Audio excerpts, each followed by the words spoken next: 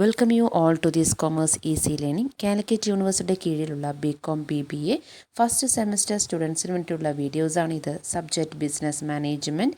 ഈ ഒരു വീഡിയോയിൽ ഉൾപ്പെടുത്തിയിരിക്കുന്നത് മോഡ്യൂൾ 1-ലെ ക്യാരക്ടറിസ്റ്റിക്സ് ഓഫ് മാനേജ്മെൻറ്റും അതേപോലെ തന്നെ നേച്ചർ ഓഫ് മാനേജ്മെൻറ്റുമാണ്. തൊട്ട് മുമ്പുള്ള വീഡിയോയിൽ മാനേജ്മെൻറ്റിൻ്റെ ഡെഫിനിഷനും അതിൻ്റെ ഒരു കോൺസെപ്റ്റ്സ് ഓഫ് മാനേജ്മെൻറ്റ് ഉണ്ട്. ഡിഫറെൻറ്റ് കോൺസെപ്റ്റുകൾ ഒരു 5 കോൺസെപ്റ്റ് പറഞ്ഞിട്ടുണ്ട്. ആ ഒരു ക്ലാസ്സുമായിരുന്നു എടുത്തിട്ടുണ്ടായിരുന്നത്. ആ വീഡിയോസ് കാണാത്തവരുണ്ടെങ്കിൽ ആ വീഡിയോസൊക്കെ ഒന്ന് ആദ്യം കാണും. ഓക്കെ, അപ്പോൾ ഈ ഒരു വീഡിയോ ആദ്യമായിട്ടാണ് കാണുന്നതെങ്കിൽ സബ്സ്ക്രൈബ് ചെയ്യുക, ബെൽ ബട്ടൺ എനേബിൾ ചെയ്യുക, അതേപോലെ വീഡിയോസ് യൂസ്ഫുള്ളായ ലൈക്ക് ആൻഡ് ഷെയർ. ഓക്കെ, അപ്പോൾ നമുക്ക് ഇന്നത്തെ ക്ലാസ്സിലേക്ക് പോവാം. Characteristics of management. മാനേജ്മെൻറ്റിൻ്റെ ക്യാരക്ടറിസ്റ്റിക്സ് എന്തൊക്കെയാണ് നമുക്ക് നോക്കാം. ഇറ്റ് ഈസ് എ പ്രോസസ്സ് പറഞ്ഞാൽ നമുക്കറിയാം, ഒരു സീക്വൻസ് കണ്ടിന്യൂസ് ആയിട്ട് പോകുന്നത്. ഒരു പരിപാടി കഴിഞ്ഞാൽ അടുത്ത പരിപാടി, ഒരു സ്റ്റെപ്പ് കഴിഞ്ഞാൽ അടുത്ത സ്റ്റെപ്പ് എന്ന് പറയുന്നതാണ്. ഇറ്റ് ഈസ് എ കണ്ടിന്യൂസ് പ്രോസസ്സാണ്. ഓക്കെ, അപ്പോൾ ഈ ഫസ്റ്റത്തെ characteristics, it is a process. That means management is a process of planning, organising, coordinating and controlling the activities of people working in a group to achieve the organisational objectives. ഏതൊരു സ്ഥാപനത്തായാലും അവർക്ക് അവരുടേതായിട്ടുള്ള കുറേ objectives ഉണ്ടാവും. ആ objectives എല്ലാം തന്നെ achieve ചെയ്യാൻ വേണ്ടി അവർ കുറേ പ്രോസസ്സിലൂടെയാണ് കടന്നു പോകുന്നത്. പ്ലാനിങ് ഉണ്ടാവും, പ്ലാനിങ് കഴിഞ്ഞ് അത് ഓർഗനൈസ് ചെയ്യും, ഓർഗനൈസിങ്, കോർഡിനേറ്റിംഗ്, ദെൻ കൺട്രോളിങ് എന്ന് പറയുന്ന കുറേ ആക്ടിവിറ്റീസ് ഉണ്ടാവും അല്ലേ. ആ ഓരോ സ്റ്റെപ്പിലൂടെ കടന്നു പോകുകയാണ്. ഓക്കെ, അതൊക്കെ നമുക്ക് മാനേജ്മെൻറ്റിൻ്റെ ഒരു ക്യാരക്ടറിസ്റ്റിക്സ് ആയിട്ട് പറയാൻ പറ്റും. Then second one is it is A social process. ഇതെന്ത് പ്രോസസ്സാണ് പറയുന്നത് അവിടെ? സോഷ്യൽ പ്രോസസ്സ് എന്നാണ് പറയുന്നത്. Management is concerned with getting things done through the effort of other people. ഞാൻ നേരത്തെ ക്ലാസ്സിലും പറഞ്ഞിട്ടുണ്ടായിരുന്നു, ഇത് ഇൻഡിവിജ്വൽ ഒരു എഫേർട്ട് കൊണ്ട് നമുക്കൊരു സ്ഥാപനം മുന്നോട്ട് കൊണ്ടുപോകാൻ പറ്റില്ല. വിത്ത് ദ ഹെൽപ്പ് ഓഫ് നമുക്ക് ആരുടെയും കൂടി വേണം, അതർ പീപ്പിൾസ്, ഒരു സൊസൈറ്റിയിലുള്ള ആൾക്കാർ, വർക്കേഴ്സ് ആണെങ്കിലും അവരൊക്കെ നമുക്ക് ആ സമൂഹത്തിലുള്ള ആൾക്കാരാണ്. അപ്പോൾ നമ്മൾ ഒരു മാനേജ്മെൻറ്റ് കൺസേൺ ചെയ്യുന്നത് നമുക്കൊരു കാര്യം നമുക്ക് നേടിയെടുക്കുന്നത് with the effort of the other people ആണ്. ഓക്കെ, അപ്പോൾ അതുകൊണ്ട് നമുക്കിതിനെ സോഷ്യൽ പ്രോസസ്സ് എന്ന് പറയാൻ പറ്റും. Next characteristics, existence of objectives. The aim of management is to achieve specific objectives.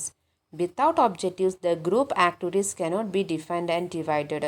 നമുക്ക് ഒരു ഒബ്ജക്റ്റീവ്സ് ഇല്ലെങ്കിൽ നമുക്ക് എന്താണ് ലക്ഷ്യം നേടേണ്ടത്, അല്ലെങ്കിൽ എങ്ങനെ ആ വർക്ക് കംപ്ലീറ്റ് ആക്കാം എന്നൊന്നും നമുക്കറിയില്ല.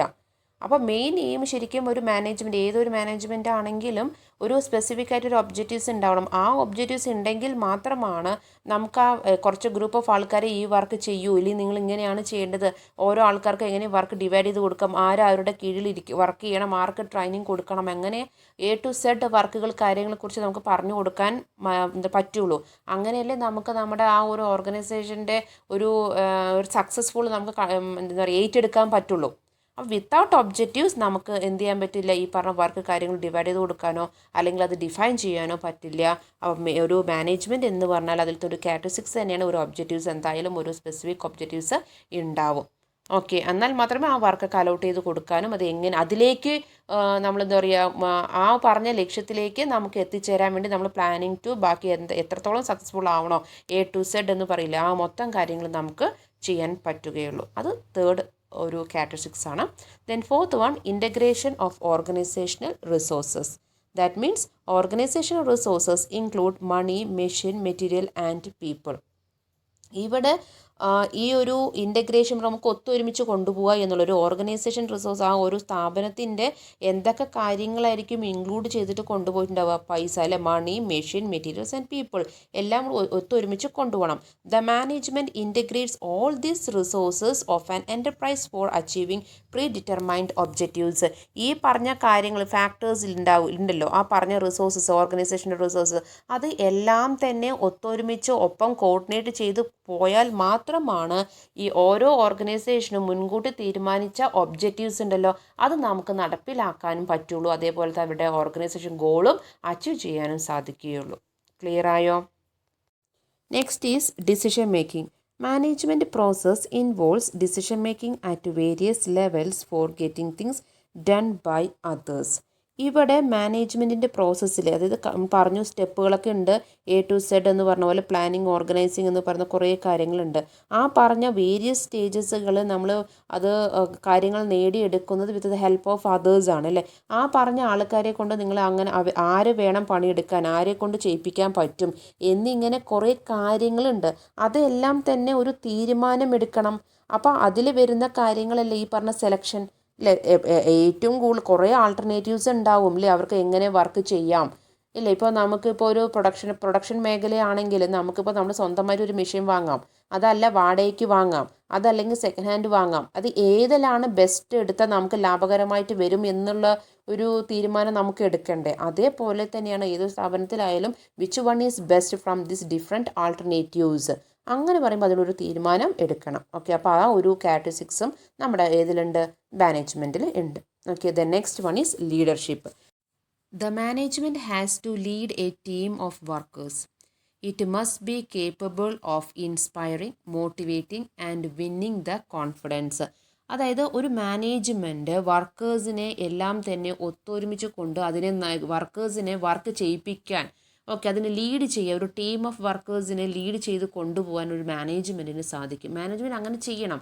ഓരോ ആൾക്കാരെ എങ്ങനെ വർക്ക് ചെയ്യണം, അത് എങ്ങനെ ഒത്തൊരുമയോടെ കൊണ്ടുപോകണം എന്നൊരു ലീഡർഷിപ്പ് ക്വാളിറ്റി ഉണ്ടാവും.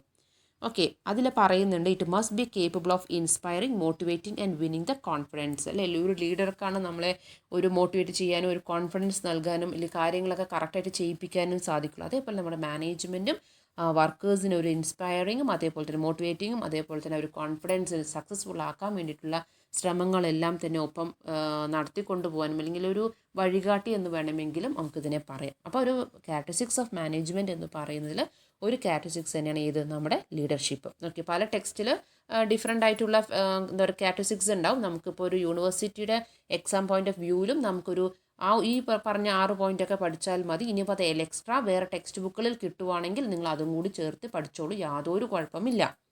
ഓക്കെ, നെക്സ്റ്റ് നമുക്ക് നോക്കാനുള്ള നേച്ചർ ഓഫ് മാനേജ്മെൻറ്റ്. അതിൽ first one universal application. Management is a universal activity. It can be applied to any form of activity like economic, social, business, religion and education.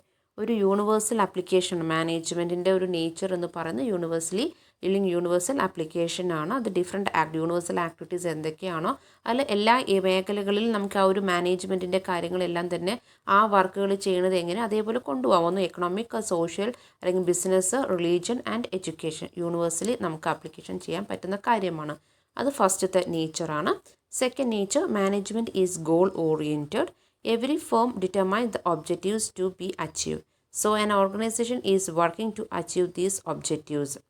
അതായത് നമ്മൾ നേരത്തെ പറഞ്ഞ same മാറ്ററാണ് ഇവിടെ വരുന്നത്. അതായത് മാനേജ്മെൻറ്റിന് ഗോൾ ഓറിയൻറ്റഡ് ആണ്, അല്ലെങ്കിൽ ഒരു ഒബ്ജക്റ്റീവ്സ് ഉണ്ടാവും. ആ ഒബ്ജക്റ്റീവ്സ് അച്ചീവ് ചെയ്യാൻ വേണ്ടിയിട്ടാണ് അവർ ഈ പറഞ്ഞ കാര്യങ്ങളെല്ലാം തന്നെ നടത്തി കൊണ്ടുപോകുന്നത്. അപ്പോൾ നമ്മുടെ ഓർഗനൈസേഷൻ്റെ ഒബ്ജക്റ്റീവ്സ് നമുക്ക് അച്ചീവ് ചെയ്യാൻ ഈസി ആയിട്ട് സാധിക്കും. അപ്പോൾ ഗോൾ എന്താ, നമുക്ക് എന്താ പറയുക, കറക്റ്റായിട്ട് ആൾക്കാരുടെ with the effort of the others പീപ്പിളിലെ വേറെവരുടെ അതിൽ നിന്ന് നമുക്ക് നമ്മുടെ സ്ഥാപനം കറക്റ്റായിട്ട് നമുക്ക് എന്ത് ചെയ്യാൻ പറ്റും, സക്സസ്ഫുൾ ആക്കാനും നമ്മുടെ ഒബ്ജക്റ്റീവ്സ് സക്സസ്ഫുൾ ആക്കി കൊണ്ടുപോകാനും അല്ലെങ്കിൽ അത് നടപ്പിലാക്കാൻ അച്ചീവ് ചെയ്യാനും സാധിക്കുന്നു. അങ്ങനെയുള്ളൊരു ഗോൾ ഓറിയൻറ്റഡ് ആണ്. ഒരു ഗോൾ ഉണ്ടാവും, ഒരു ലക്ഷ്യം ഉണ്ടാവും. Okay, the next is management is a human activity. Individuals discharge all management functions. No artificial persons can perform the functions of management. Even though individual performs it, it cannot be seen. It can only be felt. ഇവിടെ management is ഒരു human activities ആണ്. ഒരു artificial ആയിട്ടൊരു പേഴ്സൺസോ കാര്യങ്ങളൊന്നും അവർ perform ചെയ്യുന്നില്ല.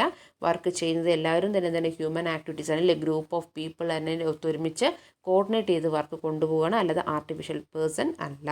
നമുക്കത് group of human being തന്നെയാണ്. Okay, the next പറയുന്നത് management is a profession. Some of the authorities argue that management is a profession.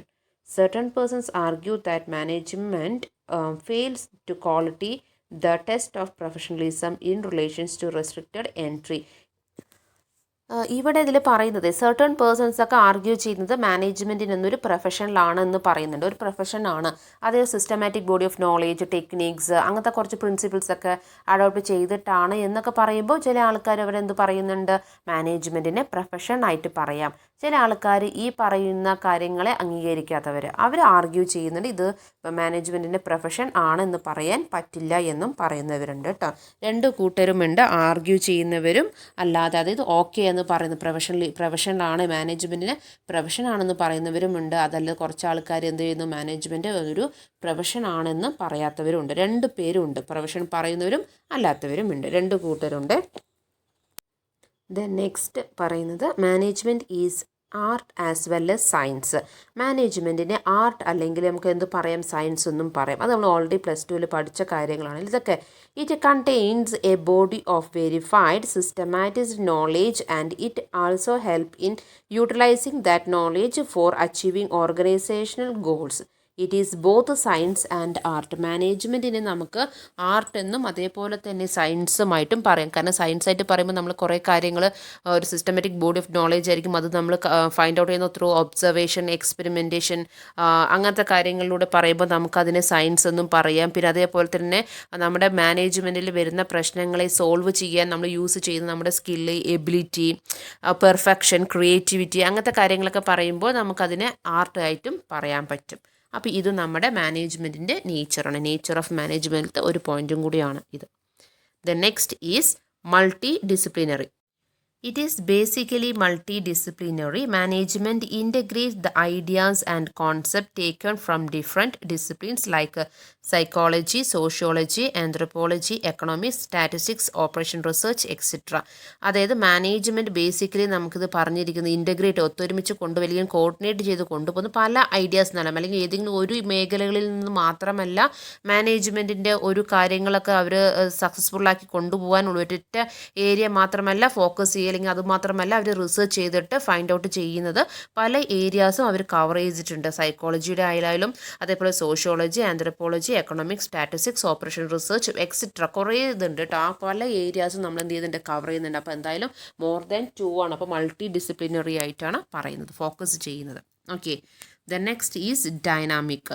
Management is not static but dynamic. It adopts changes in environment and also initiates and introduce changes. ഇവിടെ dynamic പറഞ്ഞാൽ എന്താ, changes ആണ്. നമുക്ക് എപ്പോഴും ഒരു management ഇങ്ങനെയാണ് പോകും എപ്പോഴും സ്റ്റാറ്റിക് ആയിട്ട് തന്നെ കൊണ്ടുപോകാൻ പറ്റുമോ? ഇല്ല, പല സിറ്റുവേഷൻസും വന്നേക്കാം, പല പ്രശ്നങ്ങളും ഫേസ് ചെയ്യേണ്ടി വരും. അപ്പോൾ അങ്ങനെ സാഹചര്യത്തിൻ്റെ അനുസരിച്ച് അവർക്കത് മാറ്റാൻ പറ്റും. അതുകൊണ്ടാണ് നമ്മൾ നേച്ചർ ഓഫ് മാനേജ്മെൻറ്റിൽ ഒരു പോയിൻ്റായിട്ട് പറയുന്നത് എന്താ, ഡൈനാമിക് എന്ന് പറയുന്നത്. ക്ലിയർ ആയോ? Next is intangible.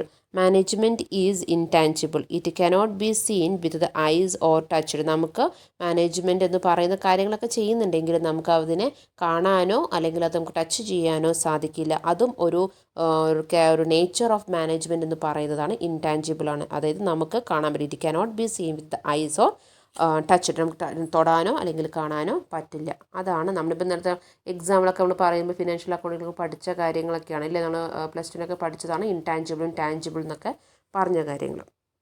Okay, next is distinct process. Management is a distinct process. It involves getting things done through others rather than doing itself. ഇത് നമ്മൾ ഇൻഡിവിജ്വലിൻ്റെ ഒരു എഫേർട്ട് കൊണ്ട് മാത്രമല്ല, with the effort of the other people's.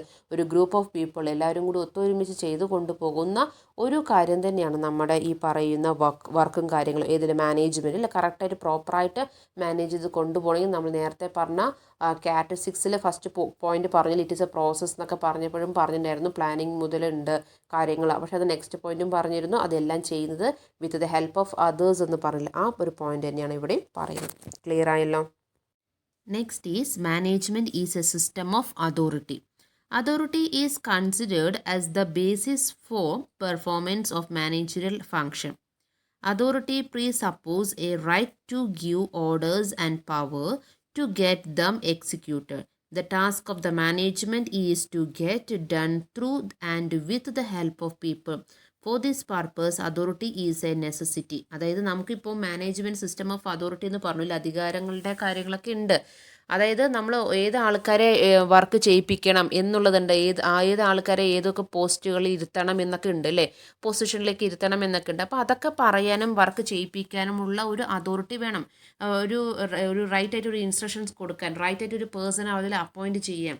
എന്നുള്ള കുറേ കാര്യങ്ങളുണ്ട്. അപ്പോൾ ആ ഒരു അതോറിറ്റിയും കാര്യങ്ങളൊക്കെ കറക്റ്റായിട്ട് വിനിയോഗിച്ച് ചെയ്യുന്നതൊക്കെയാണ് നമ്മുടെ ഈ പറഞ്ഞ മാനേജ്മെൻറ്റിൻ്റെ ഒരു കാര്യങ്ങൾ. അങ്ങനെയാണ് സക്സസ്ഫുൾ ആവത്തുള്ളൂ അല്ലേ. Next is it is required at all levels of the enterprise. The job of a manager will be same at all levels of management. A manager performs the same functions whether he belongs to the top or a middle or lower level management. അതായത് ഈ ഏതൊരു എൻ്റർപ്രൈസസിനും different levels of management ഉണ്ട്. നമുക്കറിയാം top, middle, bottom എന്ന് പറയുന്നു, lower level എന്ന് പറയുന്നത്.